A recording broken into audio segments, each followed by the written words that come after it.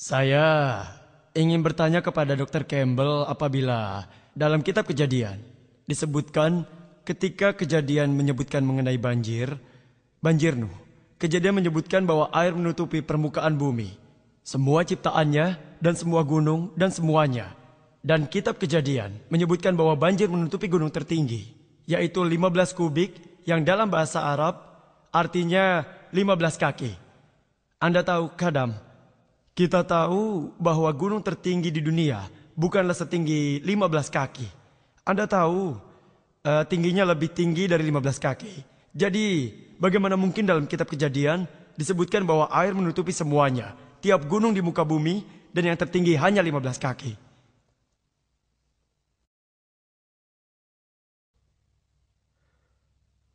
Terima kasih atas pertanyaan Anda. Saya rasa Genesis atau Kejadian menyebutkan bahwa banjirnya di atas gunung tertinggi. Bila gunung tertinggi 3.000 meter, maka tinggi banjirnya 15 kaki. 15 kaki di atas gunung tersebut. Namun demikian... Pak William Campbell. Maaf saudara, kami tidak mengizinkan pertanyaan apapun pada saat proses tanya jawab sedang berlangsung. Jangan memberikan pertanyaan bantahan. Biarkan pembicara memberikan jawabannya dengan cara apapun yang dipilihnya. Terima kasih. Dan saya meneliti hal tersebut dalam Al-Quran, saya pikir hal tersebut sebenarnya akan dipahami melalui sudut pandang yang sama. Karena hal tersebut disebutkan dalam surat 11 ayat 40, sumber-sumber mata air di bumi mengalir dengan deras keluar dan gelombangnya seperti gunung.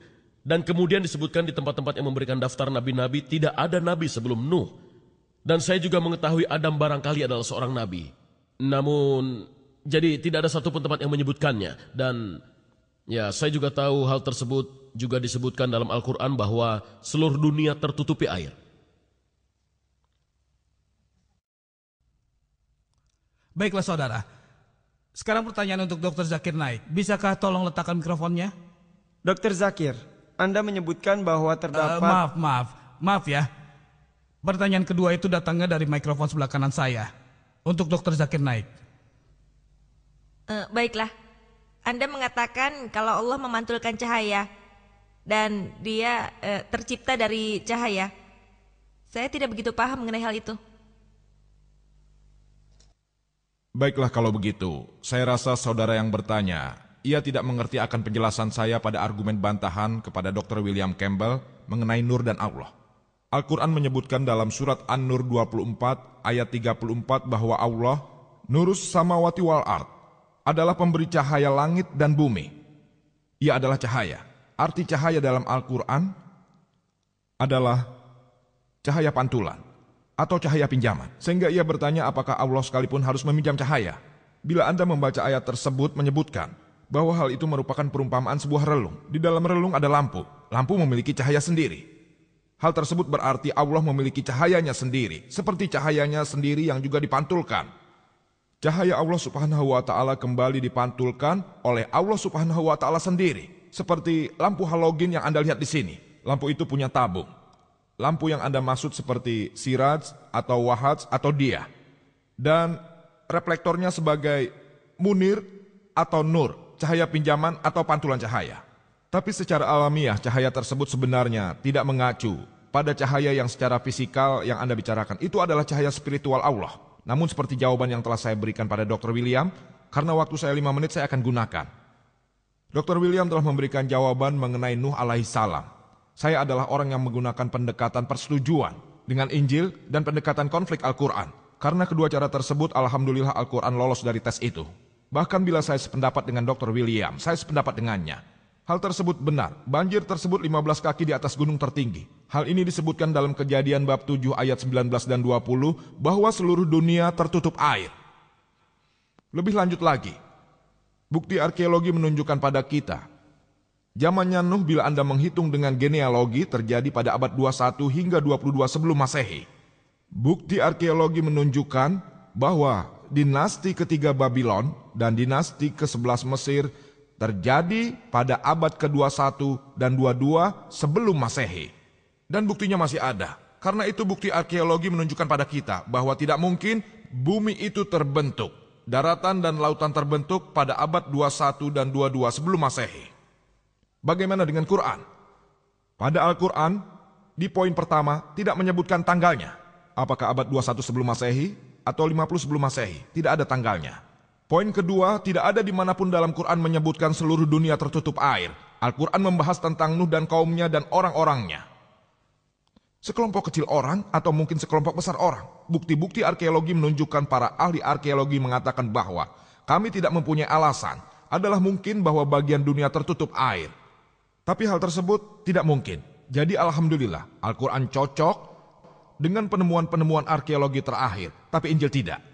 Selanjutnya, bila Anda membaca Kejadian bab nomor 6, ayat 15 dan 16, ayat tersebut membahas mengenai Tuhan yang Maha Kuasa, memberitahu Nuh untuk membuat sebuah bahtera dengan ukuran panjang 300 kubik, lebar 50 kubik, dan tinggi 30 kubik. Kubik sama dengan 1,5 kaki. Dr. William Campbell membuat kesalahan dengan itu. Sebab versi internasional baru menyebutkan panjang 450 kaki, lebar 75 kaki, dan tinggi kira-kira 45 kaki. Tinggi bahtera tersebut 30 kubik. Bila Anda mengukurnya, bahtera itu memiliki volume kurang lebih 150.000 kaki kubik dan luas areanya 33.750 kaki. Injil menyebutkan bahtera tersebut memiliki 3 lantai. Lantai dasar, ruang penyimpanan 1 dan 2. Lalu kalikan 3, hasilnya adalah 101.250 kaki persegi. Itu luas areanya. Bayangkan, tiap pasang dari semua spesies di dunia ditampung di area seluas 101.250 kaki persegi. Bayangkan, apakah hal itu mungkin? Jutaan spesies yang ada di dunia. Bila saya katakan di dalam sini, ada 1 juta orang yang datang, Anda akan percaya? Saya ingat, saya rasa tahun lalu saya berceramah di Kerala. Di sana terdapat 1 juta orang. Itu adalah seminar terbesar yang pernah saya hadiri. 1 juta orang. Saya tidak dapat melihat bagian belakangnya. Bukan auditorium, tapi merupakan sebuah pantai yang besar dan saya tidak melihat seorang pun. Hanya beberapa orang yang ada di depan. Itu adalah semuanya. Bandingkan dengan 1 juta orang. Bila Anda melihat rekaman, Anda bisa menyadari 1 juta orang. Agak mirip dengan Arafat. Anda bisa lihat 2,5 juta di Arafat. Dalam area yang luasnya 101.250 kaki persegi atau 150 kaki kubik. Hal itu tidak mungkin, saudara. Dan di sana mereka tinggal selama 40 hari.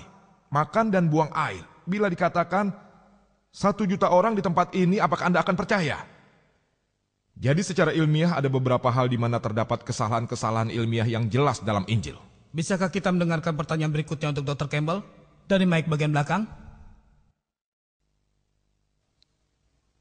Dr. Naik, Anda mengatakan... Tidak, maaf. Pertanyaan ini ditujukan pada Dr. Campbell. Anda harus menunggu Silakan dulu. bagi Anda yang ingin mengajukan pertanyaan untuk Dr. Campbell. Ya, saya ingin mengajukan pertanyaan ini, atau lebih tepatnya tes ini, kepada Dr. William Campbell. Mengapa Anda tidak mencoba tes falsifikasi pada Injil yang diberikan pada kitab Mark bab 16 ayat 17 dan 18 dan membuktikannya kepada para penonton di sini sekarang juga bahwa Anda seorang penganut Kristen yang taat?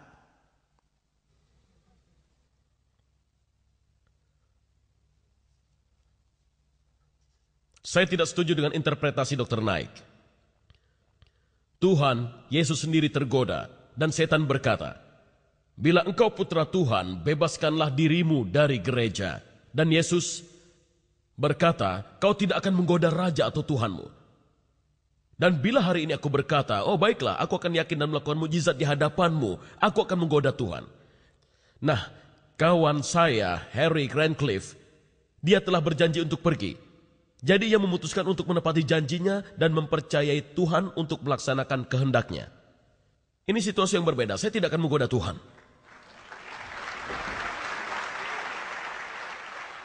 Pertanyaan untuk Dr. Zakir Naik. Bisakah kita memperoleh pertanyaan dari seorang wanita? Ini ditujukan untuk Dr. Iya, Zakir dari atau bagian Dr. belakang. Campbell. Anda yang di belakang punya pertanyaan untuk Dr. Zakir? Iya, Silakan. baiklah. Pertanyaan saya untuk Dr. Zakir Naik. Umat Kristen menjelaskan konsep Trinitas secara ilmiah dengan mencontohkannya pada air yang dapat mempunyai 3 wujud. Padat, cair,